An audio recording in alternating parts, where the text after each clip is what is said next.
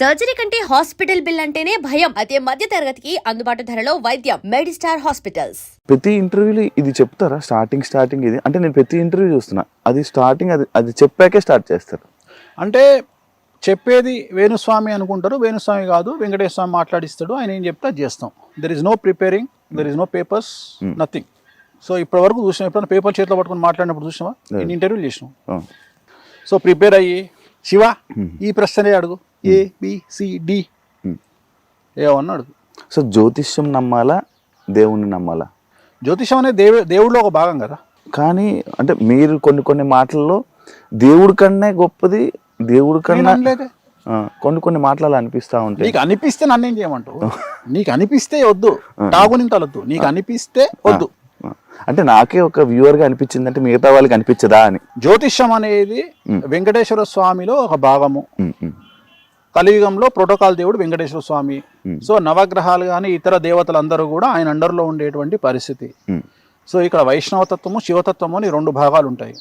So విష్ణువు పూజించే వాళ్ళు వెంకటేశ్వర స్వామిని ప్రోటోకాల్ దేవుడిగా భావిస్తారు. శైవతత్వానికి వచ్చినప్పుడు శివుడిని ప్రోటోకాల్ దేవుడిగా భావిస్తాడు. సో ఇక్కడ గాడ్ అంటే ఏంది? Generator, operator, destroyer. GOD god, దేవుడు. ఇంగ్లీష్లో ఎందుకు వచ్చింది అంటే G అంటే జనరేటరు, O అంటే ఆర్గనైజరు, D అంటే డెస్ట్రాయరు. జనరేటర్ ఎవరు? బ్రహ్మ అంటే క్రియేటర్. ఆర్గనైజర్ ఎవరు? విష్ణుమూర్తి. డిస్ట్రాయర్ ఎవరు? శివుడు. అయిపోయింది, గాడ్ వచ్చిండు. సో ముగ్గురు లేకపోతే లేదు. సో క్రియేటర్ ఎవరు? బ్రహ్మ. మనిషిని పుట్టించేది ఎవరు? ఆయనే. సో సృష్టి స్థితిలయ కారకులు. సో మన జాతకం కూడా దాంట్లో భాగంగానే ఉంటది. సో బ్రహ్మ అనేవాడు మన జాతకాన్ని రాస్తాడు. దేవుడు లేకుండా జాతకం ఎక్కడి నుండి వస్తుంది? రాదు. ఒక్కొక్క సూపర్ స్పెషాలిటీ హాస్పిటల్లో ఎక్స్రే తీసేవాడు ఒకడు, పెట్ స్కాన్ తీసేవాడు ఒకడు. సో ఆ మనిషిని బట్టి ఆ స్కాన్ చదవగలిగిన శక్తి ఆ డాక్టర్కి ఉంటుంది. ఉదాహరణ, మామూలు ఎక్స్రే ఉంది, లోకల్ డయాగ్నోస్టిక్ సెంటర్లో కూడా తీస్తారు. పెట్ స్కాన్ చేయాలనుకో ఖచ్చితంగా పెట్ స్కాన్ సెంటర్కే పోవాలి, కాస్ట్లీగా ఉంటుంది. దాన్ని రీడ్ చేసే డాక్టర్స్ కెపాసిటీ వేరే ఉంటుంది. సో అట్లనే జ్యోతిషం అనేది ఒక డిఫరెంట్ సబ్జెక్టు. అది భగవంతుడిలో నిక్షిప్తమైనటువంటి సబ్జెక్టు. సో వేదాంగాలలో జ్యోతిష్యం అనేటువంటిది ఒకటి. సో దాన్ని బేస్ చేసుకొని దేవుడిలో ఒక భాగమే. దేవుడిని మించి జ్యోతిష్యం ఉండదు. నార్మల్గా పంచాంగం కానీ, జ్యోతిష్యం కానీ, రాశుల కోసం కానీ ఏదైనా కానీ పంచాంగం వచ్చాక ఉగాది టైంలో చెప్తారు నాకు. కానీ వేణుస్వామి గారు ఇంకా న్యూ ఇయర్ రాబోతున్న ముందే చెప్తారు. ఎలా దేశకాలమాన పరిస్థితి ఎలా చెప్తారు అంటే, మన దగ్గర 150 సంవత్సరాల పంచాంగం ఉంటుంది. సో మన దగ్గర ఉంటుంది అంటే పంచాంగం ఒరిజినల్గా ఫిజికల్గా ఉంటుంది. నేను మాట్లాడేది, నేను ఆన్లైన్లో సెల్ ఫోన్లో చెప్పట్లా. ఫిజికల్గా మన దగ్గర బుట్టేవారి పంచాంగం ఉంటుంది. నా దగ్గరనే కాదు, జ్యోతిష్యం చెప్పే ప్రతి మనిషి దగ్గర ఉంటుంది అది. సో అది 1940 నుండి 2050 వరకు ఉన్నటువంటి ఒక పంచాంగం.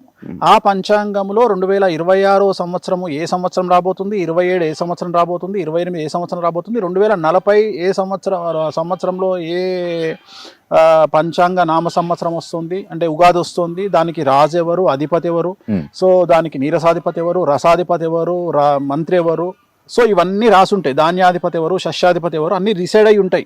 అంటే ఇవాళ ఈ సంవత్సరమే రావాలి అని రూల్ ఏం లేదు, మనకు already it'll decided already. So దాన్ని బేస్ చేసుకొని ఇప్పుడు ఉదాహరణ, ఇప్పుడు మనం 2025 ఇవాళ మాట్లాడుకుంటున్నాం, ఇది డిసెంబర్.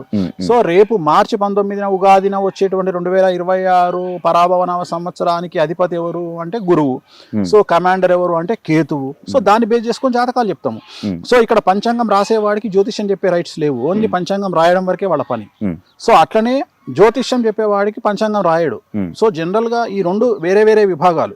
సో ఇక్కడ మేము నువ్వు ఎట్లాగైతే మీడియా సంస్థలు ఎట్లాగైతే కొత్తదనాన్ని కోరుకుంటాయో, జనాల్లో కొత్తదనాన్ని తేవాలని కోరుకుంటాయో, జనవరి 1 అనేది వెస్టర్న్ కల్చర్లో మనము ఎవడెన్ని చెప్పినా జనవరి 1 అనేది మనకు ఉన్నటువంటి ఒక అలవాటు. మనము ఉగాదిని జరుపుకోవాలి, చాలా మంది వచ్చి ఉగాదిని జరపకండి, జనవరి 1 జరుపుకోకండి అని చెప్తారు.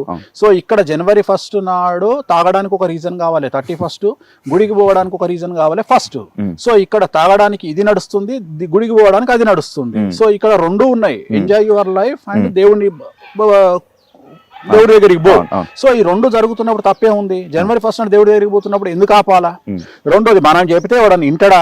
బర్త్డే మన సంస్కృతి కాదు, కేకు కట్ చేయడం మన సంస్కృతి కాదు అని చాలా మంది విమర్శిస్తారు. సో నేను అనేది ఏంటంటే, నీకు ఉత్సాహాన్ని ఇచ్చే ఏదైనా సరే చేయడంలో తప్పు లేదు.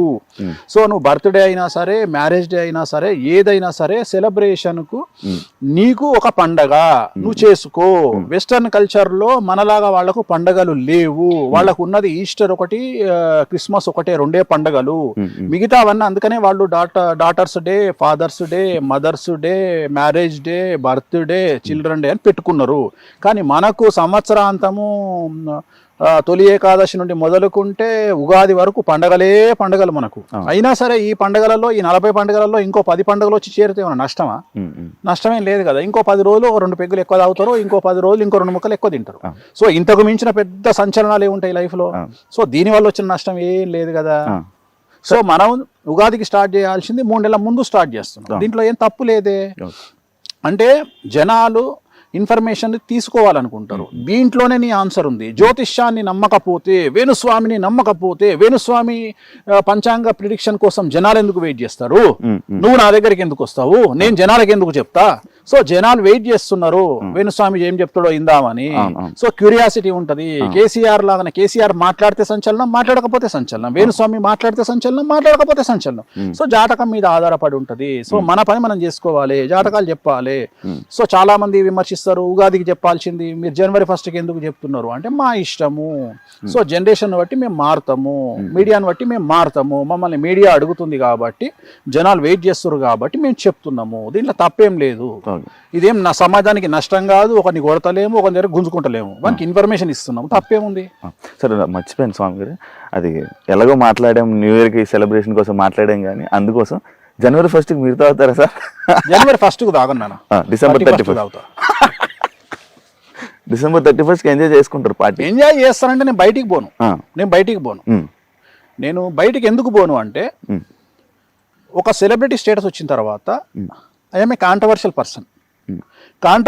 పర్సన్ అంటే, ఇప్పుడు నా పరిస్థితి ఎట్లయిపోయిందంటే, నేను ఎగ్జాంపుల్, నాకు పబ్ అంటే ఇష్టం. ఇప్పుడు హైదరాబాద్లో ఓపెన్ అయిన 4 పబ్బులు, రీసెంట్గా ఓపెన్ అయిన 4-5 పబ్బులు గచ్చిబౌలిలో నా క్లయింట్వే. సో నేను పేర్లు చెప్పను. ఇప్పుడు ప్రజెంట్ తెలంగాణను ఊపుతున్న 4-5 పబ్బులు నా క్లయింట్లవే. సో వాటికి పెద్ద పబ్బులే తోపు పబ్బులు. సో వాటికి క్లయింట్లు నా క్లయింట్లు మనమే ముహూర్తం పెట్టినాము. కానీ ఎట్లయిపోయిందంటే, ఎక్కడికో కామాఖ్యకు పోతే, కామాఖ్యకు ఓర్వలేనటువంటి ఒక పంతులు వచ్చి ఏదో చిన్న ఆర్గ్యుమెంట్ చేసిన దాన్ని గుళ్ళో నుండి వెళ్ళిపోయిండు అని చెప్పేసి ఆయన ఎవరో పెట్టంగానే, ఆయన తర్వాత మిగిలిన వాళ్ళందరూ కనీసం కన్సర్న్ లేకుండా, వేణుస్వామిని ఎందుకు వెళ్ళగొడతారా గుళ్ళే నుండి, ఒక గుళ్ళో నుండి వెళ్ళగొట్టే రైట్స్ ఎవరికి ఉండవు అనేటువంటి ఇంగిత జ్ఞానం కూడా లేకుండా, దాన్ని ఎవరు తమ్మునేలు పడితే వాడు తమ్మునేలు చేసి పెట్టుకున్నాడు. నేను అడిగే, పిచ్చినాయాలారా, అసలు ఒక మనిషిని గుళ్ళో నుండి వెళ్ళగొట్టేటువంటి శక్తి ఎవరికన్నా ఉంటుందా? ఉండదు. ఒకవేళ నిజంగానే అట్లా వెళ్ళగొడుతున్నారు అంటే మిమ్మల్ని పిచ్చినా కొడుకులాగా చూడాల్సి వస్తుంది. సో ఇలాంటి కాంట్రవర్సీస్ ఎందుకు అనే ఉద్దేశంతో నేను హోటల్కు పోను, నేను ఒక పబ్కు పోను, నేను ఎక్కడికి పోను. రెండోది, నేను ఇంత కుల్లా చెప్పినాక కూడా నేను మందావుతా అని, వాడెవడో మొన్న నేను హలో అనే కళామందిర్ కళ్యాణ్ బర్త్డేకి పోయి అన్న కూర్చున్న తర్వాత నేనేం దొంగతనంగా కూర్చోలే, రాజసంగా రాజులాగా బాలయ్యబాబు చెప్పినట్టు తొడగొట్టుకొని మరీ కూర్చున్నా. ఇట్లనే కూర్చొని నేను మద్రాస్ శ్రీధర్ రెడ్డి ప్రొడ్యూసరు ఇద్దరం కలిసి ఒక పెగ్గేసుకున్నాం. అక్కడ ఒక గ్రూప్ వచ్చి పైనుండి ఫోటోలు వీడియోలు తీసి ఇమ్మీడియట్గా అక్కడనే పంపించారు. గ్రూప్లో వచ్చింది. ఇమ్మీడియట్గా నాకు తెలిసినటువంటి ఒక ఆర్టిస్ట్ వచ్చి, అదేంది స్వామి గారు మీరు ఇక్కడే ఉన్నారు, గ్రూప్లో మీ వీడియో వచ్చింది ఏంది అంటే, నేను కూర్చున్న వీడియోని పెట్టారు. నేనన్నా తప్పేముంది తల్లి దీంట్లో, నేను పబ్లో కూర్చున్నా, భజనకు వచ్చిన. ఈ మధ్యన కొత్తట్లండి స్టార్ట్ అయింది. వేణుస్వామికి జాతకాలు చెప్తున్నాడు అంటే, వాడు ఎవడో మొన్న మాట్లాడుతున్నాడు, వేణుస్వామికి ఇన్ఫర్మేషన్ ఎట్లా వస్తుంది అంటే జాతకాల ద్వారా కాదంట. నేనంట పబ్లో పోయి కూర్చుంటేనంట, విడాకులు తీసుకునే వాళ్ళు పబ్లో కూర్చొని మాట్లాడుకుంటారు. అరే నీ అమ్మ చెప్పు తీసుకొని కొట్టాలరా, నిన్ననే ఎల్వి చెప్పు కొనుక్కొచ్చిన 60,000 పెట్టి ఒకటి చెప్పు తీసుకొని కొట్టాలా. ఏది ఇట్లా నా జాతకాలు చెప్పేది? వాడే యాంకర్ అడుగు, గురుగారు వేణుస్వామి గారికి ఇన్ఫర్మేషన్ ఎట్లా తెలుస్తుంది అంటారు, మీరు జ్యోతిష్యం ఆయన ఎట్లా చెప్తారంటారు, వాళ్ళు విడిపోతారు వీళ్ళు విడిపోతారు అంటే, ఏం లేదమ్మా వేణుస్వామి ఎట్లా చెప్తారంటే, ఆ పబ్బులో ఆయన కనెక్షన్స్ ఉన్నాయి, అంటే విడాకులు తీసుకునే వాళ్ళు, చచ్చిపోయేటోళ్ళు, దివాలా తీసేటోళ్ళు అందరూ పబ్బులు వచ్చి వేణుస్వామి గారు మేము రేపు దివాలా తీస్తున్నాం, వేణుస్వామి గారు మేము విడాకులు తీసుకుంటున్నాం అంటే నన్ను విమర్శించడానికి వీళ్ళు ఎంతకు దిగజారిపోయినరు అంటే వాళ్ళని చూసి నవ్వాలనా ఏడవాలనా అనే పరిస్థితిలో నేనున్నా. అంటే చివరికి నేను పబ్బుకు పోతానట, నువ్వే చెప్పు ఇప్పుడు వాస్తవంగా నువ్వు నెలకి ఎన్నిసార్లు పబ్బుకు పోతావు? 3-4 సార్లు పోతు. నేను సంవత్సరంలో ఒకసారి కూడా పోను. ఇప్పుడు నేను గొప్ప జ్యోతిష్కున్నా, నువ్వు గొప్ప జ్యోతిష్కునివా? మీరే కాదు, నువ్వే కదా. ఓకే ఓకే, మీరు చెప్పే విధంగా అయితే నేను చెప్పే విధంగా అయితే వాస్తవంగా నీ దుకాణం నీ యాంకరింగ్ బంద్ చేసుకొని ఇవాళ నువ్వు మొత్తం స్టేట్ మండబెట్టేసేయాలి. అంటే నువ్వు టాప్ పొజిషన్ లో ఉన్న జ్యోతిష్కుడు Shiva the best astrologer in Telugu states. ఎందుకంటే పబ్బులు ఉంటాడు కదా. సో విడాకులు తీసుకుంటాడు శివకే తెలుసు, చచ్చిపోయేటోడు శివకే తెలుసు. ఏమన్నా ఉందా అంటే వీళ్ళని చూసి బాధపడే స్థాయి నుండి